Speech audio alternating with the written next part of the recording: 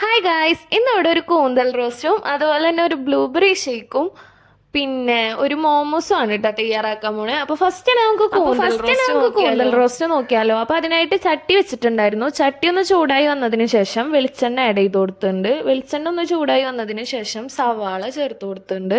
സവാള നല്ലപോലെ വഴറ്റാൻ വേണ്ടിയിട്ട്. അപ്പോൾ സവാള നല്ലപോലെ വഴണ്ടി വന്നിട്ടുണ്ട്. അതിനുശേഷം ഇഞ്ചിയും വെളുത്തുള്ളിയും ചതച്ചത് ചേർത്ത് കൊടുക്കുന്നുണ്ട്. അതുപോലെ തന്നെ കുറച്ച് കറിവേപ്പിലയും കൂടി ആഡ് ചെയ്തിട്ട് നല്ലപോലെ ഒന്ന് മിക്സ് ചെയ്തെടുക്കാം കേട്ടോ.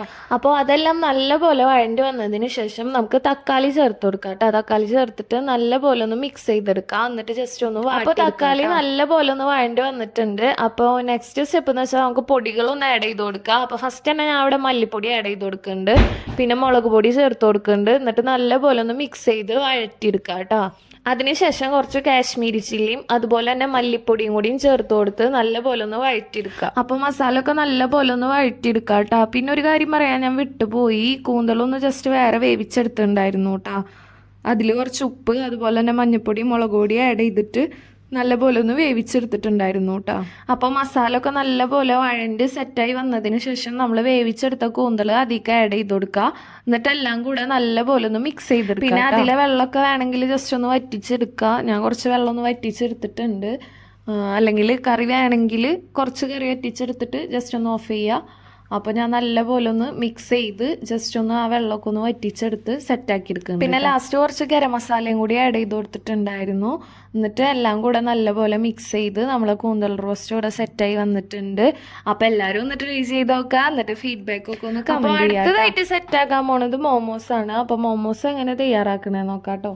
അപ്പോൾ ഞാനിവിടെ ഫസ്റ്റ് ടൈമാണ് കേട്ടോ മോമോസ് ഉണ്ടാക്കുന്നത്. അപ്പോൾ മോമോസിനായിട്ട് ആദ്യം വേണ്ടത് സവാള, പിന്നെ അതുപോലെ തന്നെ ഞാൻ കുറച്ച് ക്യാരറ്റ് പിന്നെ കുറച്ച് ക്യാബേജ് കൊടുത്തു. ഞാൻ പിന്നെ ഫസ്റ്റ് ടൈമാണ് മോമോസ് ഉണ്ടാക്കിയത്. അപ്പം അതുകൊണ്ട് തന്നെ ചെറിയൊരു മിസ്റ്റേക്ക് ഉണ്ടായിരുന്നു.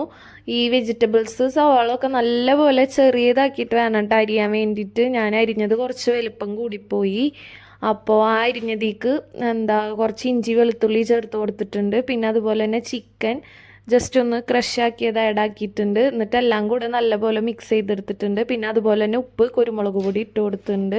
പിന്നെ സോയാ സോസ്, എൻ്റെ സോയാ സോസ് ഉണ്ടായിരുന്നില്ല, അപ്പം ഞാൻ സോയാ സോസ് ആഡ് ആക്കിയിട്ടില്ല. അപ്പം നിങ്ങൾ ഉണ്ടാക്കുമ്പോൾ എന്തായാലും സോയാ സോസ്. അപ്പം മൈദയിൽ കുറച്ച് വെള്ളവും ഉപ്പും കൂടിയും ചേർത്ത് പരത്തിയെടുത്തതാണ്. അപ്പം അതിൻ്റെ ഉള്ളിൽ ഈ ഫില്ലിങ്സ് വെച്ചിട്ട് നമ്മൾ ആവിയിൽ വേവിച്ചെടുക്കണം. അപ്പോൾ ഞാൻ മുമ്പ് പറഞ്ഞതുപോലെ തന്നെ വെജിറ്റബിൾസ് കട്ട് ചെയ്തത് ഇത്തിരി വലിപ്പം കൂടിയത് കാരണം കിഴി സെറ്റായി വന്നില്ല കേട്ടോ.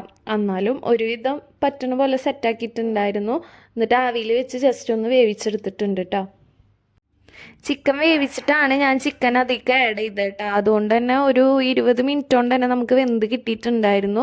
അപ്പോൾ നിങ്ങൾ മോമോസ് ഉണ്ടാക്കുമ്പോൾ ജസ്റ്റ് ശ്രദ്ധിക്കാം, വെജിറ്റബിൾസ് നല്ലപോലെ ചെറിയതാക്കിയിട്ട് തന്നെ കട്ട് ചെയ്ത്. പിന്നെ അടുത്തതായിട്ട് ഞാൻ ഇവിടെ ഒരു ബ്ലൂബെറി മിൽക്ക് ഷേക്കാണ് തയ്യാറാക്കുന്നത്. അപ്പോൾ അതിനായിട്ട് കുറച്ച് ബ്ലൂബെറി ബ്ലൂബെറി നല്ലപോലെ കഴുകിയതിന് ശേഷം മിക്സിയിൽ ഇട്ട് കൊടുത്തിട്ടുണ്ട്. പിന്നെ കുറച്ച് പാൽ ആഡ് ചെയ്തിട്ടുണ്ട്. പിന്നെ അതുപോലെ തന്നെ ഐസ്ക്രീം, പഞ്ചസാര എന്നിവ ചേർത്ത് നല്ലപോലെ മിക്സ് ചെയ്ത് അടിച്ചെടുത്തിട്ടുണ്ട്. അപ്പോൾ എനിക്ക് നല്ല ഇഷ്ടമായിട്ട്. അപ്പോൾ നിങ്ങൾ എല്ലാവരും ഒന്ന് ജസ്റ്റ് ട്രൈ ചെയ്ത് നോക്കുക. പിന്നെ ആദ്യമായിട്ടാണ് എൻ്റെ ചാനൽ കാണുന്നതെന്ന് വെച്ചാൽ ജസ്റ്റ് ഒന്ന് സബ്സ്ക്രൈബ് ചെയ്യുക. പിന്നെ ഫ്രണ്ട്സിനൊക്കെ ഒന്ന് ജസ്റ്റ് ഷെയർ ചെയ്ത് കൊടുക്കുക കേട്ടോ. അപ്പോൾ ഇത്രയുള്ളൂ. Thanks for watching.